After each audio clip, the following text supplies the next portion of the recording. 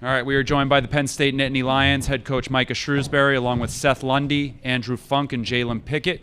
We'll start with an opening statement from Coach, then we'll take questions for the student athletes, then questions for Coach. Go ahead, Coach. First of all, hats off to Illinois. They're a hard team to play against. They put so much pressure on you offensively, pushing the basketball, rebounding the basketball.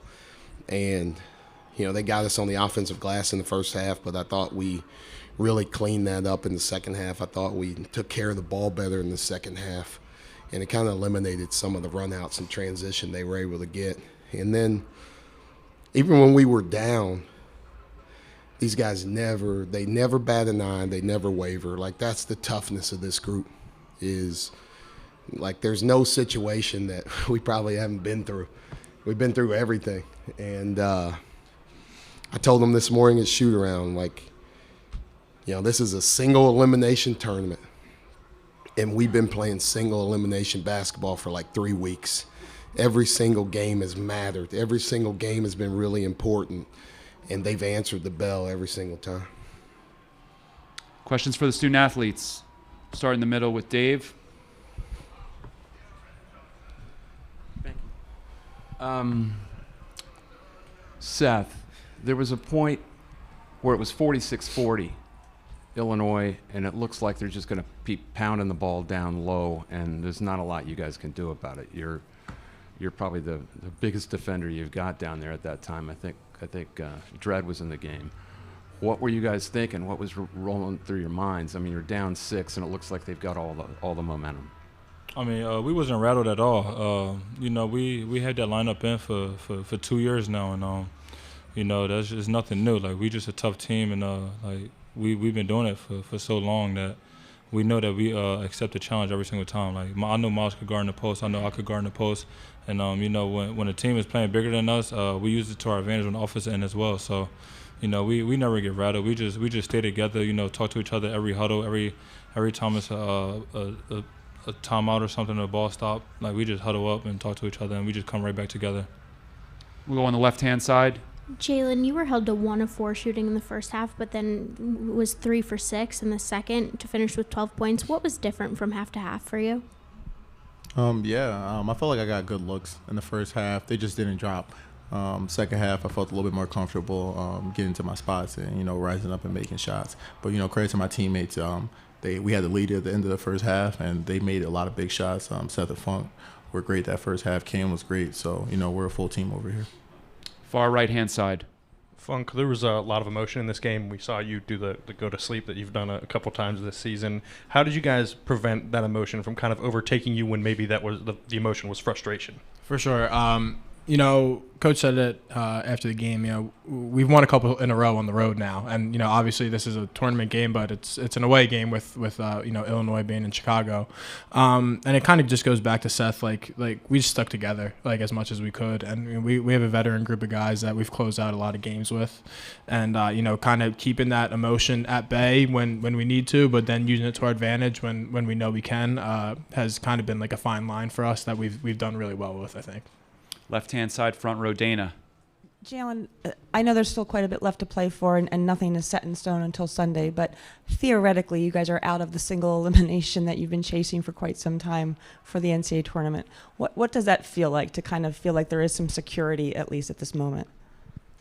Oh yeah, that's great. We've been striving for that. It's still not set in stone for us though. So we're going out there. We're going to play tomorrow, and we're playing still like it's our last game. We don't want this season to end, and we feel like we have a really good team. So we're just going to keep going. All the way on the far right. Andrew, along the lines with the emotions of the game, there's the swing with the technical where you make the 2 free throws and then make the 3-pointer go from down 6 to down 1. How big was that for you guys, and did that feel like a turning point in the game for you? Yeah, definitely. And I think it kind of goes back to the earlier questions about how we're battling down low in the post, and obviously he got an N1 off that play, but it almost feels like we get a little bit of break with the technical foul and shooting 2 free throws, and it's like we said again, just like using that momentum, and we know we've played in a lot of tight games as well as the other thing, so trusting the guys around you to make plays and make shots, and then I think that kind of led into us really bearing down on defense, which was the bigger momentum swing, and we really held them, aside from that last 2 minutes where they're kind of getting downhill, for shooting free throws and whatnot. We got some big stops that allowed us to kind of extend the lead. Front row, middle, Dave. Jalen, when you guys were 5-9 in the Big Ten and you lost 4 in a row, played pretty well against Maryland, the last one, something must have happened to keep you guys in the fight. And as you look back now, having pretty certainly made the NCAA tournament, what happened back then that kept you in it? Yeah, you can look down there, that guy. I mean, he really got after us in practice a couple of times because he basically said, like, we got to want it for ourselves too. And we felt like we had a special group and we played good basketball at some of those points. And, basically our seniors came together and we got the other freshmen together like we're a good team. And we started putting that belief behind it and kept going to work every single day. And, we just felt like the ball was going to bounce our way eventually. All right, far right-hand side, second row. Jalen, in the earlier parts of the game when you weren't scoring that much, you were still distributing the ball pretty well. Was that something where you were just looking to take what Illinois was willing to give you on defense? And Andrew, can you talk a little bit about the ball movement? Seemed like pretty much every time Jalen got into a situation, he'd find you open. Jalen, then Andrew. Yeah, just like I said earlier, we got a great team. I don't have to force anything, just try and make the right play every time down, get the right shot for Penn State. And, at the end, these guys make shots. So, they work on their game, and I trust everyone who steps on that floor. Take 2 more for student athletes. Jack, third row. Coach Underwood and his players talked about you playing booty ball and not being able to touch you. How do you define booty ball, and is that a compliment? I play a physical game. I don't know about booty ball. I kind of want to change that word, but I play a tough game. Just getting down in my spots, being aggressive down there, and, they kind of went to Coleman Hawkins in the second half. They tried to kind of do it to us. So, that was a good, fight down there with him. They're a great team, and, I can't wait to see them in March. Last one, front row right. Jalen, there was 13 lead changes in today's game. How important is momentum in a game like this? Definitely. Momentum's very important. The ball can go either way. We built the lead. They came back. They took the lead. Then we came back. So our team, we don't focus on highs and lows. We just want to play the right way for a full 40-minute game, whether we're up or we're down.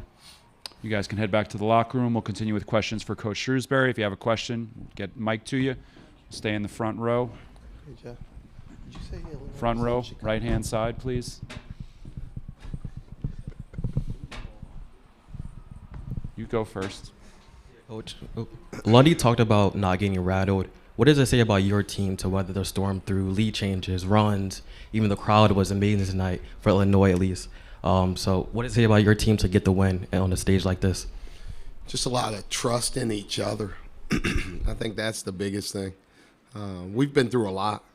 We've been through a lot this year, and highs and lows throughout, and not just like the season and like games. But there's a belief.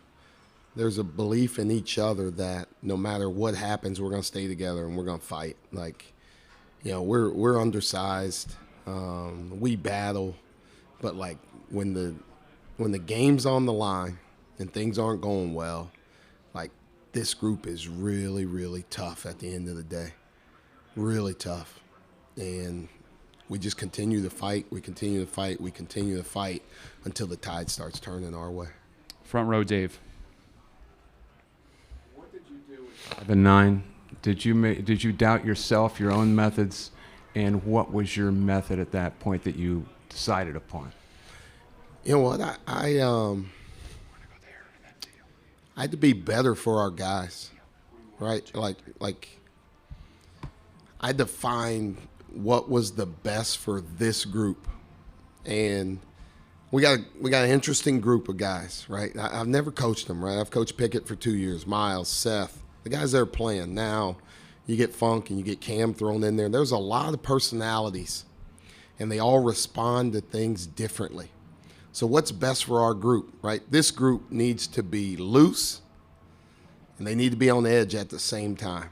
As soon as you let your foot off the gas, they let their foot off the gas, right? Sometimes I pushed it to the limit too much, right? And they didn't respond to that. I had to find what was perfect for them. They had to be loose. I had to give them positivity, right? I had to do the things that just find them what was perfect for this group. And I think it took a while for us to find it. But they never wavered. They always, no matter what we did, no matter what I asked them to do, they always did it. And this group really believes in each other. I love it that they believe in me, but I believe in them 100% as well. And I try and tell them that all the time, right? Nobody believes in this group more than I do. And nobody, absolutely nobody. But I believe in this group so much. I had to find that right button to push and then keep pushing it. And I think we found it. All the way on the far right-hand side. Micah, did you feel the emotion of this game and the importance of this game going into it? It seemed like it was intense on both ends of the court. And, it's not necessarily certain yet, but what does it feel like to know that you may have locked up a spot in the NCAA tournament today? I just knew how important this game was because of how good they are, right? We've talked, and I've talked here recently, like we wanted to be playing our best basketball in March, and I think we're doing that. We wanted to peak right now. This is where we're peaking as a team. Like they know exactly how we should attack certain things. And I don't even have to say it, right? I'm calling, like last game we played Maryland, and it was an out of bounds play. And I said something, I called the out of bounds play, but I added a word to it. And it's not in any of our other plays. And I said it, and Funk looks at me and nods and knew exactly what I was talking about. And he ran the play exactly the way I was talking about, right? Today, I'm doing the same thing. I'm calling something, and they're nodding and they're doing it. And then I got in the huddle. I'm like, man, I'm sorry, guys. Like, this is what I called it at Butler, maybe at the Celtics. And they're like, no, you're good. We know exactly what you're talking about, right? Like, this group is together. This group is together. We're smart. We're tough. I love this group. We want to keep playing here. I'm not going to put anything in front of tomorrow's game. Tomorrow's game is the most important game of our season because it's our next game. And we're going to play as long as possible, man. I'm having fun. I'm having a lot of fun coaching these guys. I think they're having a lot of fun. They're having a lot of fun playing with each other. All right, front row on the left, Dana. Micah, you said about the kind of the roller coaster of the last 3 weeks, which is a lot even for you to weather mentally, right? Because you've got to be the front of all of this, and I know that's why you get paid the big bucks. But how did you kind of get through that yourself? A lot of phone calls, a lot of texts with a lot of friends who I trust. Our staff is great, right? Like, all the time they're always asking me, like, what do you need? What do you need? Like, they're checking on me. Like, I should be checking on them. I should be trying to figure out, like, what they need during this because it's stressful for everybody. It's stressful for us. It's stressful for our players. It's stressful for our families. So I want to make sure that they're okay. They're asking me what I need. And that's just a group. That's just a belief. And I told our freshmen, I told all of our seniors on the court the other night how much it was important and how much they meant to me when they decided to stick around, when they decided to stay. Like, Seth didn't have to stay. Miles didn't have to stay. Pickett didn't have to choose to come here. Even the freshmen that we got, like, we'd never done anything.